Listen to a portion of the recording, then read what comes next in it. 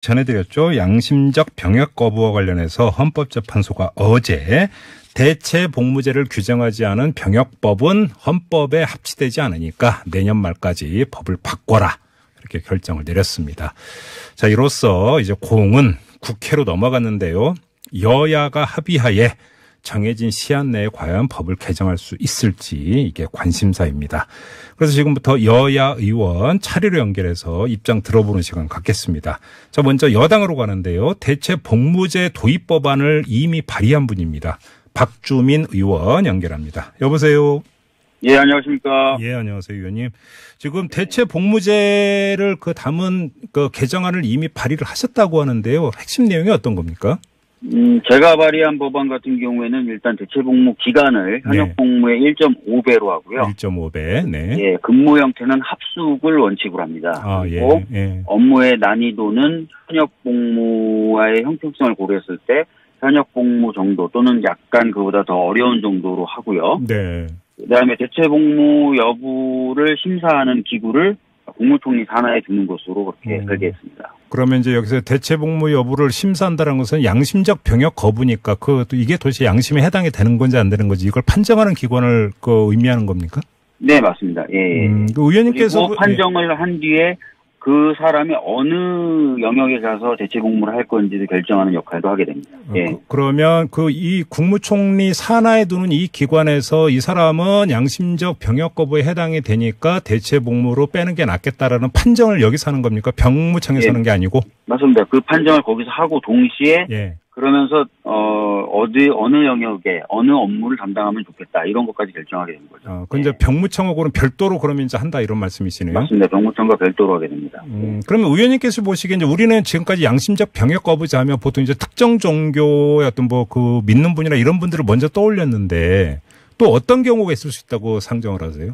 실제로 특정 종교를 믿는 분들이 다수를 차지하긴 합니다. 근데 최근에는 가톨릭이라든지 또는 일반적인 기독교, 불교 또는 아예 종교와 상관없이 평화나 인권 때문에 병역 거부를 선택하시는 분들이 점점 늘어나고 있거든요. 그래서 그것을 단순히 특정 종교 때문이다라고 보기는 어렵습니다. 알겠습니다. 지금 의원님께서 발의한 내용을 보니까 오늘 국방부에서 밝힌 그리고 그러니까 언론 보도에 나와 있는 내용하고 상당히 이제 근접해 있는 것 같은데 같은 당 소속 다른 의원들도 발의한 내용이 있다면서 어떻게 비슷합니까 내용이? 일단 합숙 여부에서 좀 차이가 나고요. 네. 그 다음에 이제 아까 말씀드렸던 대체 복무 여부를 할 것인지 판정하는 기구를 어디에 두는지 이런 부분에서 약간씩 차이가 있습니다. 아, 그래요? 그러면 다른 의원이 낸 개정안은 어디다 두는 것으로 지금 상정을 하고 있는 건가요? 지금 전해철 의원님 그리고 이철희 의원님 이렇게 두 분이 저 말고도 이제 법안을 냈거든요. 그래서 제 법안까지 총 3개가 있는데요. 다른 두 분은 다 국방부 병무청에서 그 역할을 하는 것으로 알고 있습니다. 병무청에서 네네. 그다음에 합숙을 하느냐 집에서 출퇴근을 하느냐 상당히 이거는 받아들이는 감도가 다를 수가 있는 것 같은데요. 맞습니다. 합숙을 하게 되면은 좀 더 현역 복무 쪽에 가까워지는 것이고요. 네. 출퇴근을 하겠다 그러면 최근에도 제도 유지되고 있는 공익근무라든지 전문연구요원이나 이런 쪽이 좀 더 가까워지는 거죠. 그렇죠. 예. 근데 이제 하나만 더 여쭤볼게요. 아까 이제 난이도를 말씀하셨는데. 네네. 난이도라고 하는 것을 도대체 어떻게 계량화해서 잴 수 있는 거예요? 완벽하게 수치화할 수는 없을 거예요. 사회 통념상 이 정도면 현역 복무를 하는 것하고 좀 비슷하다라는 그런 판단들은 가능할 거라고 봅니다. 네. 그래요. 예를 들어서 어떤 오지에서 어떤 뭐를 한다든지. 네네. 이런 것들을 그러니까 상정할 수 있는 건가요, 그러면? 네, 맞습니다. 그리고 움직임이 불편하신 분들을 24시간 같이 합숙을 하면서 돌봐드린다든지 이런 것들은 아무래도 현역 복무하고 좀 비슷한 수준의 난이도를 갖고 있다. 이렇게 평가를 받을 수 있을 것 같습니다. 알겠습니다. 근데 좀 어찌 보면 지금 이제 의원님께서 발의한 개정안 내용을 잠깐 좀 들어봤습니다만 이거보다 먼저 지금 봐야 되는 게 의원님과 인터뷰에서도 얼핏 나왔습니다만 대체 복무제를 도입하는 내용의 개정안을 발의하는 의원은 모두 민주당 소속 의원들이고 야당 의원은 한 명도 발의를 안 했습니까? 지금까지 제가 파악한 바는 그렇습니다. 예. 그러면 이게 지금 민주당 소속 의원들에서 나타나는 기류와 야당 의원들이 양심적 병역 거부를 바라보는 시각에 상당한 차이가 있다. 이렇게 해석을 해도 되는 겁니까? 일단은 자유한국당 의원님들은 과거에 어떤 말씀하셨던 것들을 들어보면은 대체복무제는 시기상조다라는 표현을 많이 쓰셨거든요. 예. 근데 이제 헌재가 시한을 두고 입법을 하라고 했기 때문에 네. 국가에 대한 기속력이 발생합니다. 네. 그렇기 때문에 이제 작업을 해야 되는 것은 맞고요. 그래서 더 이상 시기상조다라는 말씀 이제 하시기 어렵게 됐고, 네. 다만 이제 어저께인가요? 당에서 공식적으로 낸 논평으로 제가 알고 있는데, 국가 안보나 이런 부분을 고려해서 문제 없도록 하겠다라고 하셨기 때문에, 예. 아마 조금 더 난이도가 높은 형식의 대체복무를 주장하실 가능성이 있어 보입니다. 네.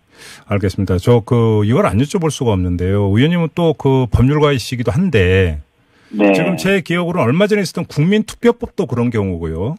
네. 헌법재판소에서 이 법률의 이 조항은 헌법 불합치이니까 언제까지 개정을 하라. 이런 결정이 내려졌음에도 불구하고 국회에서 그 시한에 맞춰서 개정하지 않은 사례가 여러 건 있었죠. 있습니다. 예. 이번 건도 그럴 가능성이 있지 않느냐라고는 우려 섞인 전망이 나오는데요. 이건 근거 없는 걱정입니까? 이 조항은 좀 다른 법하고는 좀 차이가 있는 게요. 네. 국가가 아주 루틴하게 일상적으로 반복적으로 업무를 해야 되는 것과 관련된 조항입니다. 예. 2019년 12월 31일까지 이 조항을 개정하지 않으면 효력 자체가 없어지면서 네. 국가의 그 루틴한 업무가 작동하지 않을 가능성이 잠깐만, 효력이 없어지는 게 병역법이라고 하는 그 법률의 효력이 없어지는 겁니까? 병역법 5조 예. 1항. 그러니까 병역의 종류를 정한 조항의 효력이 없어질 가능성이 있습니다. 그러면 그 조항의 효력이 없어진다는 것은 현역병이다, 공익이다라고 이렇게 그러니까 나눈 것 자체가 그렇죠. 효력이 없어져서 판정을 못 한다라는 이야기인가요? 그러면 신체 검사였을 때? 일단은 그거는 좀 더 구체적으로 살펴봐야 되겠지만은 제가 지금 현재 봤을 때는 그렇게 되면 징병이라는 작업 자체가 안 될 가능성이 있기 때문에 올스톱 된다. 이거는 그 기간 만료를 넘기겠다, 예. 만료하는 그 기한을 넘기겠다. 그렇게 되기는 어려울 것 같습니다. 그러니까 이거는 야당 의원들이 마음에 안 들어도 결국은 시한 넘겨가면서 계속 일종의 태업이라고 할까 이렇게 가기는 힘든 문제다 이렇게 보시는 겁니까? 네, 저는 그렇게 보고 있습니다. 예. 네. 혹시 어제 헌법재판소 결정 나온 다음에 야당 의원들이 어떤 이야기를 한지는 혹시 좀 들어보셨어요? 어제 방금 말씀드렸던 공식 논평 말고 제가 개인적으로 말씀 들어본 건 없습니다. 예. 그래요. 알겠습니다. 왜냐하면 이게 지금 어떻게 그 법을 개정할 것이냐도 궁금하고 정말로 개정이 될 것인가도 궁금해서 좀 두 축으로 여쭤봤던 건데요. 하나 더 격가지이긴 하지만 하나 더 궁금한 게 있는데 대체 복무제를 인정을 하면은요. 네네. 대체 복무 기간에 대체 복무하는 것까지는 그림이 그려지는데 네네. 군에 갔다 온 분들은 그 예비군 훈련도 동원되잖아요. 네네. 그럼 대체 복무제들은 어떻게 되는 겁니까? 예비군 관련된 법령도 지금 헌법재판소에 가 있습니다. 동일한 취지로요. 그런가요? 예. 예, 그래서 그것도 아마 곧 조만간에 같은 취지로 판결이 나올 것으로 보여지고요. 그래서 저는 아예 예비군 관련된 법안도 지금 발의해 놓은 상태입니다. 그렇군요. 알겠습니다. 네네. 자, 말씀 여기까지 드릴게요. 고맙습니다, 의원님. 예, 감사합니다. 네, 지금까지 박주민 더불어민주당 의원이었고요. 이번에는 야당 의원 입장 들어보겠습니다. 군 장성 출신인데요. 바른미래당의 김중로 의원 연결합니다. 여보세요. 네, 여보세요. 예, 안녕하세요, 의원님. 네네, 오랜만입니다. 네네, 오랜만이네요. 어제 헌법재판소 결정 어떻게 받아들이셨어요? 그 문제는 입법부 입장에서는 헌법재판소 판결을 존중합니다, 일단. 네. 그러나 지금까지 줄곧 대체복무제 도입은 시기상조라는 입장을 견제해온 저로서는 한반도 비핵화 협상이 가시적인 성과를 내기도 전에 우려했던 일이 나타난 것 같아요. 그런데 다만 이제 저는 이제 의원 활동을 하면서 안보에서 여야나 또 이념에 따라서 한 적이 없거든요. 근데 이번 이 판결만 봐도 정치권에서 나오는 반응은 그 시각이 아주 미묘해요. 차이가 있어요. 네. 이것도 포퓰리즘의 접근으로 이게 영향을 주어서는 안 된다는 좀 걱정이 드네요. 그러니까 이제 그 법을 개정을 해야 되는데 헌법재판소가 결정을 했으니까. 네네. 근데 법을 개정하는데 이게 포퓰리즘 어떤 색채를 띠면 안 된다 이런 말씀이시네요. 예, 보는 시각이. 근데 어떻게 개정하면 그게 포퓰리즘이 되는 걸까요, 의원님? 이제 국민들이 안보라는 개념이 종교적인 입장에서 보면은 어떤 게 우선이냐. 또 양심이라는 거를 어떤 기준에서 볼 것이냐, 여기서. 이런 측면에서 얘기를 해야 되는데, 오늘 지금 나온 거를 보면, 소위 이제 이거에 대해서는 뭐 다 규정하지 않은 병역벌 조항에 대해서는 오는 내년 12월 31일 시한으로 개정하라는 결정이 됐는데 네. 진보 진영에서는 대체 복무 도입을 환영하는 반면에 네. 보수 진영에서는 형평성에 어긋나지 않은 제도를 만들어야 한다는 점에 초점을 두고 있어요. 네네. 지금 뭐 더불어당 같은 경우는 벌써 안보에 미친 영향도 거의 없는 상황에서 내려진 적절한 결정으로 받아들이네요. 그러니까 어제 근데 헌법재판소가 네. 대체복무제가 규정되지 않은 병역법을 바꾸라고 그렇게 이제 그 주문을 하면서 어떤 판단을 했냐면 네. 대체복무제를 인정을 한다고 해서 군의 뭐 그러니까 그 군 병력이라든지 군 자원에 막대한 그 손실을 끼치지는 않는다 이렇게 판단을 했거든요. 의원님은 네. 여기에 동의를 안 하시는 겁니까? 헌법재판소가. 동의 안 하죠. 예, 물론 이제 현실적으로 나타나는 현상은 그렇게 볼 수도 있습니다만은. 네. 그건 하나 찬성 쪽에서 말씀하시는 같은 내용인 것 같고요. 왜냐하면 예. 지금 뭐 숫자로 보면 별 영향이 없을 것 같이 느껴지지만. 네. 이거는 지금 법적으로 지금까지 그 처벌을 하고 뭐 징역도 살고 이런 식으로 돼 있었지만 그런 상황에서도 적은 인원이 했어요. 그러나 이렇게 이제 헌법재판소에서 결정이 내려지고 내년 말까지 이거를 병역법을 보완하라는 말씀이 있었기 때문에 네. 이러한 상황에서 과연 이러한 수치가 아니고 기하급수적으로 늘어날 수 있는 그런 상황이 나타날 가능성이 저는 상당히 높다고 봐요. 왜냐하면 예. 지금 더욱 이제 남북 관계가 이렇게 해빙 모드로 오고 평화가 그냥 눈앞에 온 것처럼 이렇게 생각해서 네. 정서적으로 볼 때 상당히 이 안보라는 개념이 풀어지는 그런 현상이 나타나고 있는 상황에서 네. 이것이 과연 현재 이 수치 가지고 별 영향을 안 미칠 거다는 생각을 하는 것은 조금은 우려가 되네요.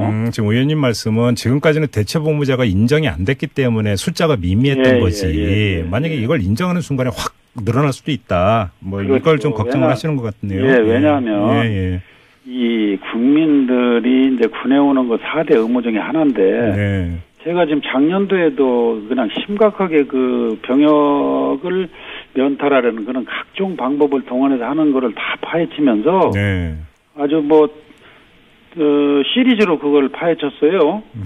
또 뭐 별 방법을 다 동원해서 지금 면탈을 하고자 하는 그런 사람들이 많이 있는데. 근데 그런 사람들은 주로 양심 때문이 아니라 저 아버지 뒷배나 그러니까 돈 갖고 그러는 사람들 아니었습니까? 주로 병역 면탈하는 사람들은? 그래요. 그래서 이제 그런 문제도 이제 그렇게만 볼 문제가 아니고. 네. 이제 병역에 대해서 지금 가고 싶어서 정말 가는 사람이 몇 사람이나 되겠어요.